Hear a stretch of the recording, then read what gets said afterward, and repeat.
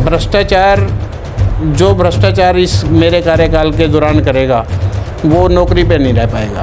भ्रष्टाचार जो भ्रष्टाचार इस मेरे कार्यकाल के दौरान करेगा वो नौकरी पे नहीं रह पाएगा। तो जब से होश संभाला है, साइंस शाखा से मैं संघ में जाना शुरू हो गया था।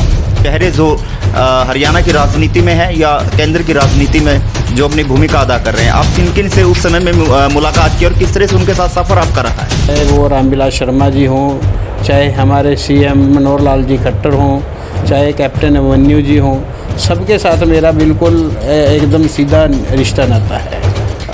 बहुत लोगों से बातचीत चली हुई है और मेरे को लगता है कि भी पार्टी अब की बार जो चुनाव की जो टिकट है वो मेरे को देगी। भारतीय जनता पार्टी की टिकट के ऊपर लड़ते हैं तो 100% रिजल्ट हम ये सीट जो है भारतीय जनता पार्टी के झोली में डालेंगे। नमस्कार, मैं हूं मोहन नायक, आप देख रहे हैं कैथल टीवी और कैथल टीवी लगातार उन शख्सियत से आपको रूबरू करवा रहा है जो कैथल की दिशा और दशा बदलने की फिराक में है और दशा और दिशा बदलने की सोच रहे हैं। अगर बात करें तो कोर्ट द्वारा पंचायती चुनावों की जो अटकलें थी वो ख़त्म कर दी गई हैं और पाला जो गेंद है वो सरकार के पाले में चली गई है। अब सरकार को तय करना है कि कब पंचायती चुनाव जो है वो करवाए जाएं। लेकिन स्थानीय नगर निकाय चुनावों को लेकर 10 मई की तारीख जो है वो लगी हुई है। उसके बाद पता लगेगा कि स्थानीय नगर निकाय चुनाव कब होंगे। लेकिन सरकार की मंशा साफ तौर पर स्पष्ट होती हुई नज़र आ रही कि बहुत जल्द स्थानीय नगर निकाय चुनाव और पंचायती चुनाव जो है वो हो सकते हैं। लेकिन हम उन सभी चेहरों को आपके सामने लेकर आ रहे हैं जो कैथल में विकास की गंगा बहाने के लिए तैयार है। लेकिन एक ऐसा चेहरा भी है जिस पर बीजेपी की अगर बात करें, जिस पर बीजेपी विचार विमर्श करती हुई नज़र आ रही है, क्योंकि चेहरा नया है और काफ़ी समय से जो है वो संघ से और बीजेपी पार्टी से जुड़े हुए हैं। अगर चेहरे की बात करें तो अशोक गोयल जी हमारे साथ हैं, इनसे तमाम बातों पर चर्चा करेंगे। स्वागत है अशोक गोयल जी आपका। हाँ जी, बहुत बहुत स्वागत है आप लोगों का और आपके वे जितने भी प्रशंसक हैं सबका स्वागत है। अशोक गोयल जी, सबसे पहला मेरा ये सवाल है, क्योंकि स्थानीय नगर निकाय चुनाव नज़दीक है, क्योंकि जिस तरह से अब तारीख जो है वो 10 मई रखी गई है, उसके बाद बहुत जल्द ये हो सकता है कि स्थानीय नगर चुनाव जो है वो हो सकते हैं। आपने भी दावेदारी ठोकी है।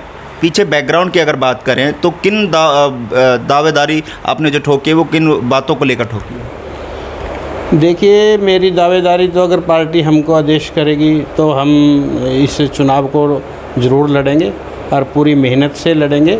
और मेरे को उम्मीद है कि अगर हम भारतीय जनता पार्टी की टिकट के ऊपर लड़ते हैं तो 100% रिजल्ट हम ये सीट जो है भारतीय जनता पार्टी के झोली में डालेंगे। अशोक गोयल जी, अगर आरएसएस की बात करें या बीजेपी पार्टी की बात करें तो कब से आपका सफ़र जो है वो चला और किस तरह की भूमिका आप इनमें अदा कर चुके हैं? मैंने तो जब से होश संभाला है, साइंस शाखा से मैं संघ में जाना शुरू हो गया था। उसके बाद विभिन्न जिम्मेवारियों पे रहते हुए आज तक, क्योंकि आज भी मेरे पास क्रीड़ा भारती का जिलाध्यक्ष की जिम्मेवारी है संघ की तरफ से। जी, तो जैसे आप शुरुआत से बता रहे हैं कि मैं तो जब से जन्म हुआ तब से आरएसएस और बीजेपी पार्टी से संबंध रखता हूँ। इस दौरान किन किन आज जो चेहरे, बड़े बड़े चेहरे जो हरियाणा की राजनीति में है या केंद्र की राजनीति में जो अपनी भूमिका अदा कर रहे हैं, आप किन किन से उस समय में मुलाकात की और किस तरह से उनके साथ सफ़र आपका रहा है? मेरा लगभग जितने भी हमारे बीजेपी के वरिष्ठ नेता हैं सबके साथ मेरा अपना पूरा प्यार और स्नेह रहा है। चाहे वो रामविलास शर्मा जी हों, चाहे हमारे सीएम मनोहर लाल जी खट्टर हों, चाहे कैप्टन अभिमन्यु जी हों, सबके साथ मेरा बिल्कुल एकदम सीधा रिश्ता नाता है। अशोक गोयल जी, अभी कुछ दिन पहले पंचकुला में मीटिंग हुई है। उस मीटिंग में जो बातचीत की अगर बात सूत्रों के हवाले से खबर है, जो आपके नाम की चर्चा हुई है और लिस्ट में आपका नाम भी है, इस बात की भी हमें सूत्रों के हवाले से खबर मिली थी कि आपका नाम जो है, जो चंडीगढ़ मीटिंग हुई है, पंचकुला मीटिंग हुई है, उसमें आपका नाम जो है वो लिस्ट में रखा गया है। देखो, वो तो पार्टी ने सोचना है। हम तो हमेशा से पार्टी के साथ रहे हैं। पार्टी अगर आदेश करेगी कि भी आपको टिकट दी है तो हम लड़ेंगे, अगर पार्टी किसी और कैंडिडेट को टिकट देगी तो उसके साथ लड़ेंगे। वैसे आपको क्या लगता है कि जो स्थानीय नगर निकाय चुनाव हैं और जो चेयरपर्सन की जो दावेदारी आप ठोक रहे हैं अपने परिवार की ओर से, क्या कमियां आपको लगती हैं कि उन कमियों को दूर किया जाएगा? और ऐसी क्या कमियां आपको दिखती हैं कि चेयरपर्सन की कुर्सी पर बैठकर वो कमियां जो है दूर की जाएंगी? देखो, चाहे वो सफाई की व्यवस्था हो, चाहे वो लाइटिंग की व्यवस्था हो, चाहे वहाँ पे कमेटी में जो रोज़ काम पड़ते हैं उनमें अनियमितों की दिक्कत हो, जितनी भी दिक्कतें होंगी हम उसको, क्योंकि मैं शुरू से पब्लिक से जुड़ा रहा हूँ, मैं सब समस्याओं को समझता हूँ और मेरे को पता है कि भी किस प्रकार से पब्लिक का दुख दर्द दूर किया जा सकता है।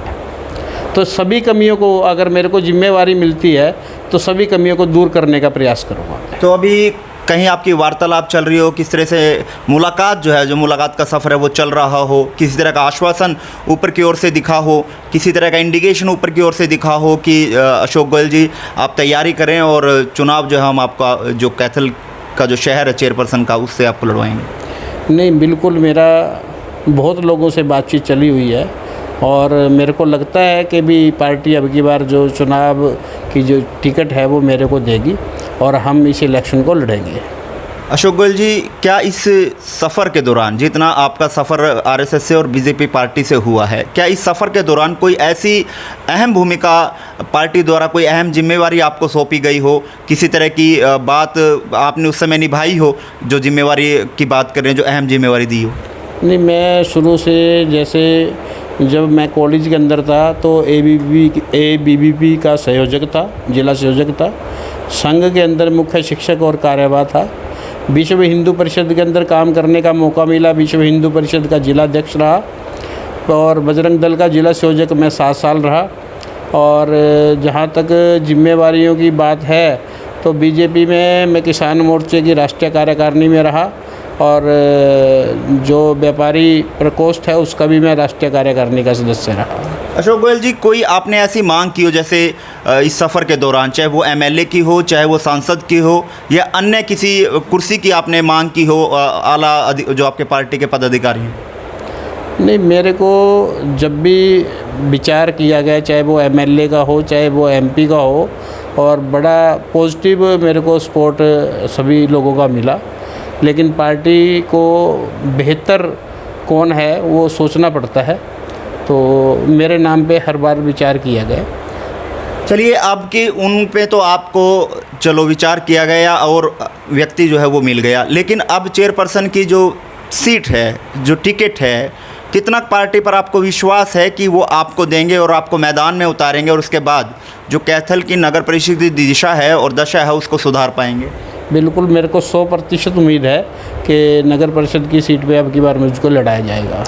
कोई एक ऐसा काम जो आपने अपने जहन में सोच रखा है कि अगर नगर परिषद चेयरपर्सन की कुर्सी पर मेरे परिवार के कोई भी सदस्य अगर बैठता है, कोई ऐसा काम आप करने की सोची है जिससे कि आने वाले समय में चाहे कुर्सी पर आप रहें या ना रहें, या कोई अन्य व्यक्ति आए और कैथल शहर की जनता ये कहे कि ये काम उन व्यक्तियों द्वारा करवाया गया था और एक बहुत बड़ा काम करवाया? कुछ ऐसा काम आपने सोच रखा हो?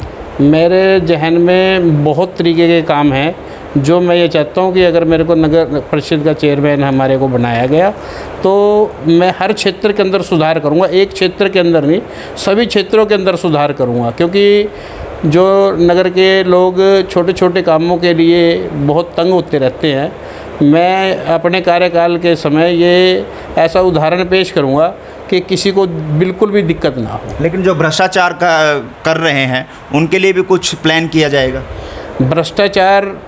जो भ्रष्टाचार इस मेरे कार्यकाल के दौरान करेगा वो नौकरी पे नहीं रह पाएगा। तो लोगों से और जनता से क्या अपील है अगर भारतीय जनता पार्टी आपको मैदान में उतारती है? मेरी तो लोगों से यही अपील है कि भी मेरे को पूरी बहुमत से जिताया जाए और मेरे को नगर परिषद के अंदर जो है चेयरमैन बनाया जाए। चलिए, बहुत बहुत धन्यवाद। धन्यवाद, बहुत बहुत धन्यवाद आप लोग। और ये थे हमारे साथ अशोक गोयल जी, जिन्होंने तमाम जानकारियाँ दी और साफ तौर पर स्पष्ट कर दिया गया है कि अगर जनता आशीर्वाद देती है तो चेयरपर्सन की कुर्सी पर उनका परिवार का कोई भी सदस्य अगर बैठता है तो वो सदस्य निस्वार्थ भाव से कैथल की जनता की सेवा करेगा। लेकिन आपको बता दें कि पिछली जो पंचकुला में मीटिंग हुई उन पर इनके नाम पर चर्चा ज़रूर हुई है, लेकिन ये आने वाला समय बताएगा कि अशोक गोयल जी इस मैदान में आएंगे या बीजेपी पार्टी का कोई भी कार्यकर्ता या कोई भी नेता जब इस मैदान में आ गया उनका साथ देते हुए नजर आएंगे। लेकिन फ़िलहाल इन्होंने अपनी स्पष्टीकरण दे दिया है कि मैं मैदान में उतरने के लिए तैयार हूं। अगर भारतीय जनता पार्टी इनको आशीर्वाद देती है तो वो यहाँ से सीट जीत कर भारतीय जनता पार्टी की झोली में डालेंगे।